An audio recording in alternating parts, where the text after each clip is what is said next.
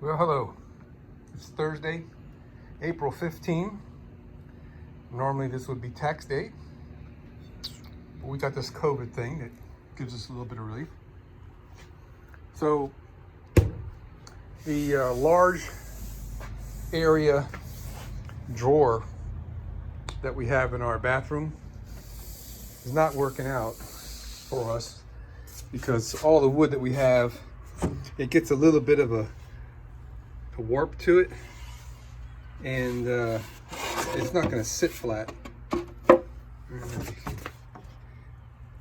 See the warp in that.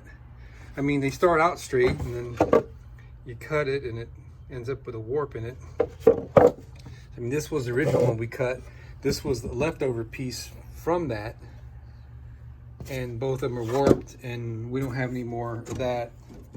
I think we do have more of that, but yeah, we do have more of that stuff. But I decided I'm going to try something I've done before, and it worked out really well.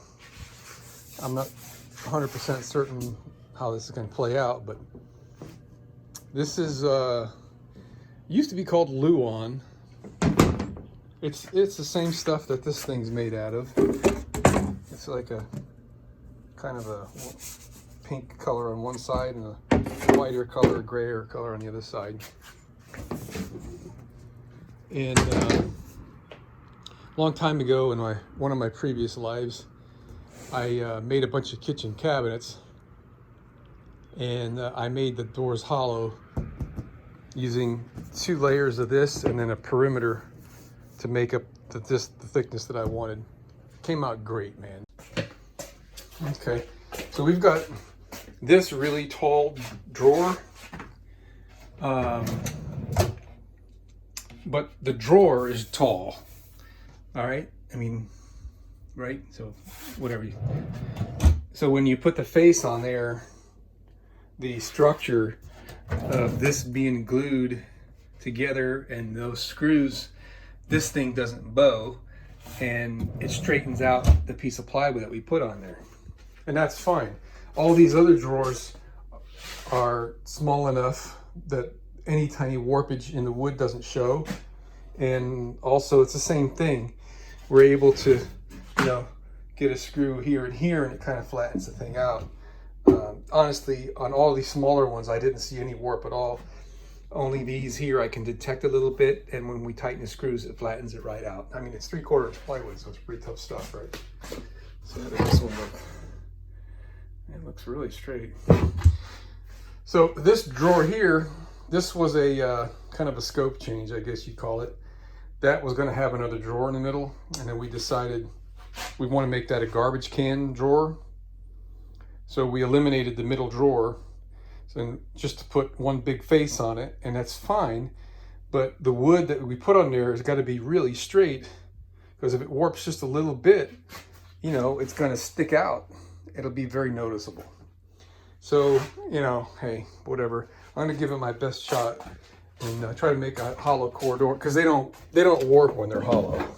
At least not in my experience anyway. Somehow or another, they just stay perfectly flat, and it's quite beautiful. So we're going to use the Luan, and then we're going to also have, like I say, a little spacer. Now across the bottom, well, right here, this is,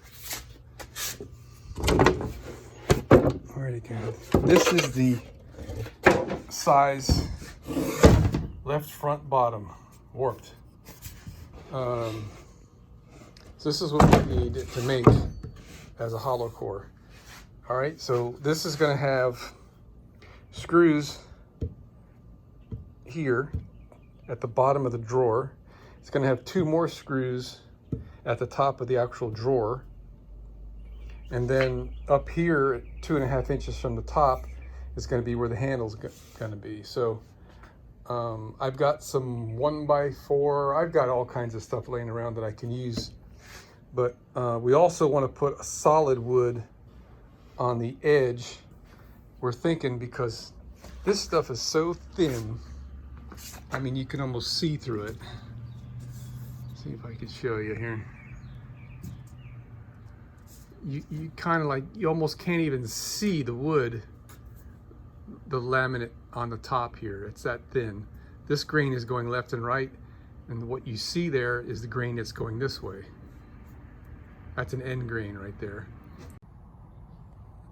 Okay, I got my 2 pieces cut here, roughed out.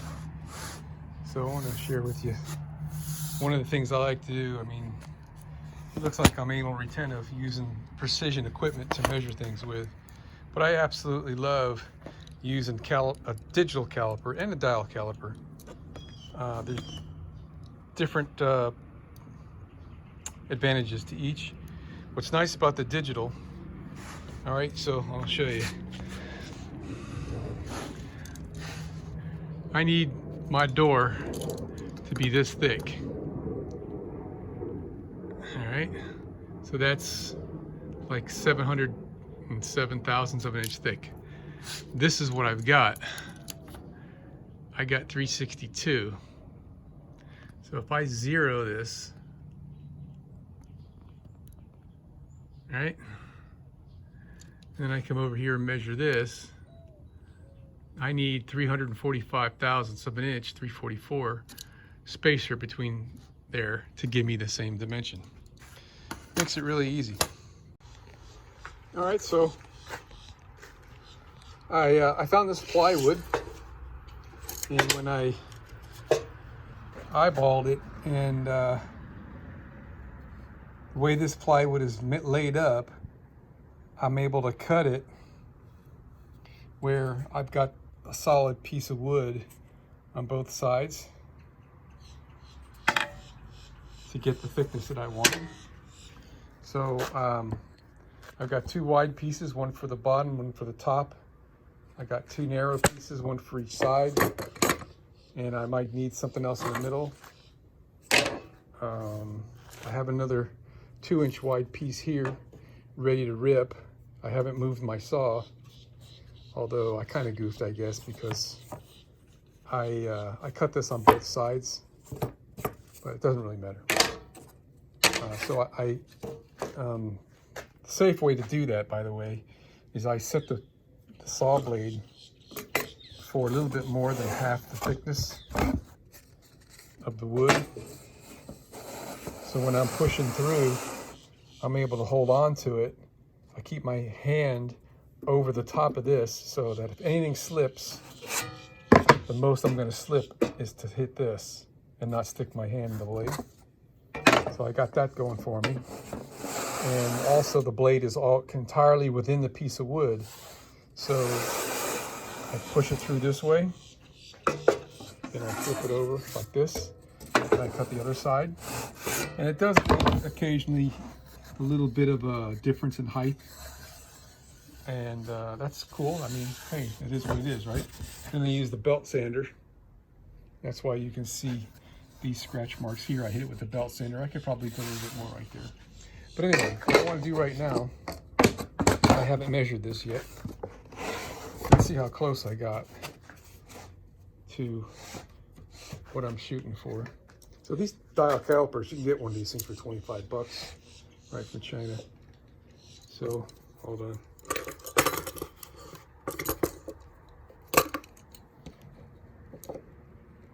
Okay, I'm at 708-ish thousandths. That's the 3/4 inch plywood, or whatever they call it nowadays. 708.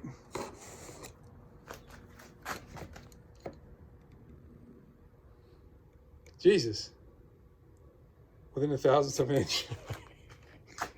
I didn't think I was that good. I'm sure there's some variation. But that's pretty awesome. So I don't need to hang on to this anymore. I got my thickness where I need it. Now I just have to figure out my layup here. This is slightly bigger than what I need. So after I glue this thing up, I'll be able to run it through the saw and make it nice and perfectly square. So we've got that. We've got this. We've got this. And we need something right here at a minimum, because it needs to be solid. I got leftovers of this. I'll just use these leftover pieces. We've got to put 4 screws in the drawer, and it needs to be solid, or when we put the screw, we won't have anything to screw to because we're screwing from the back into the drawer. So, all right, I'm going to trim these pieces so that they're just a hair bigger, I guess, than this.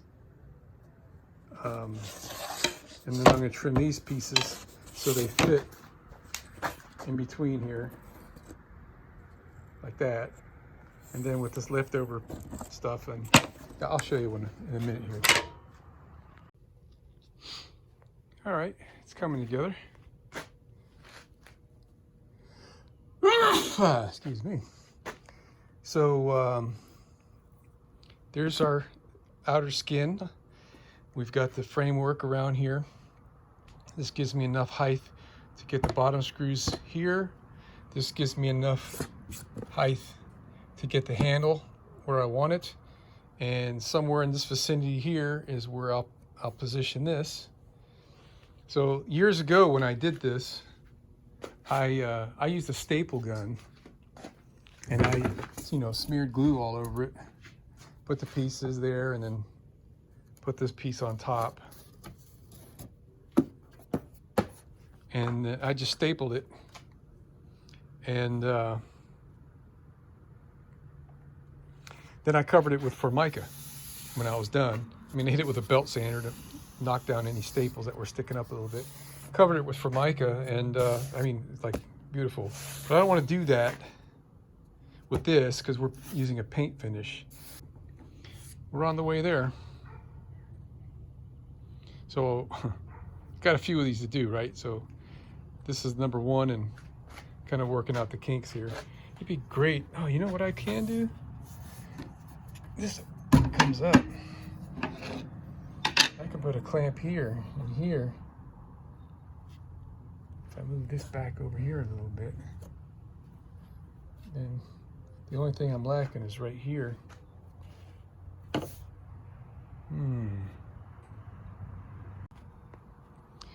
All right, I did a dry fit here. So I didn't have to do that bendy wood thing. I think this is going to be fine. I think we're just adequate here on the clamping. So I'm going to mix up some glue. I've got this stuff here. They probably tell you don't thin it, but I'm going to thin it so I can brush it on and spread it a little bit better. Paper cup, a little bit of water. And then we're going to glue this puppy up. All right, so we'll leave that till tomorrow. That ought to be good.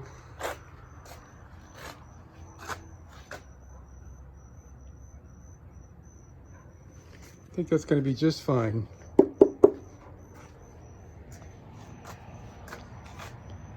So, yeah. So we're going to end up trimming this thing a little smaller than the finished size that we need. And then we're going to glue solid wood on the ends, most likely. I guess we could try just trimming it to size and then hit it with a router and see how it performs. But I think we did good. So for the future, I could make multiple doors at the same time by just stacking them. But you just have to move quickly because, this glue starts setting off pretty quick. Even though it's a water-based glue, it really does kick off quick. I just put some wax paper between, and then you just make as many as you want, but they have to be the same size. So I'll be able to make 2 at a time. This is all the clamps that I have. Well, I got those big old pipe clamps back there in the corner, but that wouldn't work out too good. So I think we're going to be good here.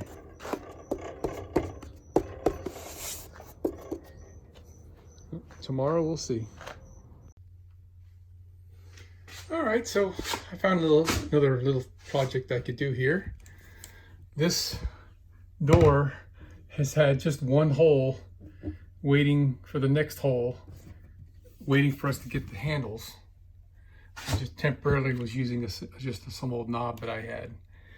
And I want to accurately measure the spacing of the handle.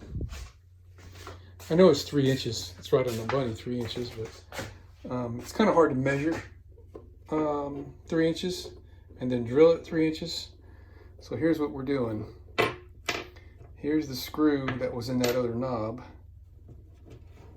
I took a new screw that came with the handle, cut it off, and pardon all the glue on my fingers. And I sharpened a point on it. There it is. And how I did that is you can see the little scratches on the threads there. I put it in the drill and then held it up against the grinder and very lightly put a point on it. So now what we're going to do is we're going to screw this in the one end, use the screw in the other end in the door. I'll show you. All right, so I'm doing this on the inside of the door because we're getting ready to make a scratch. So there's my little pointer tool that I just made, and we can come over here and very lightly make a little scratch that I can just barely see, which is fine. All right, so next what I can do, because there's a little bit of a challenge here, this is arced with the ceiling. This cut is right here, so the door's not straight, but I want the handle straight. So I'm going to measure from here down to that hole and here down to that hole, and I'll draw an intersection, and that's where I'm going to drill. Well, maybe I should have put the handle crooked because it's exactly straight. There's an 8 3/4 to the edge of the hole there.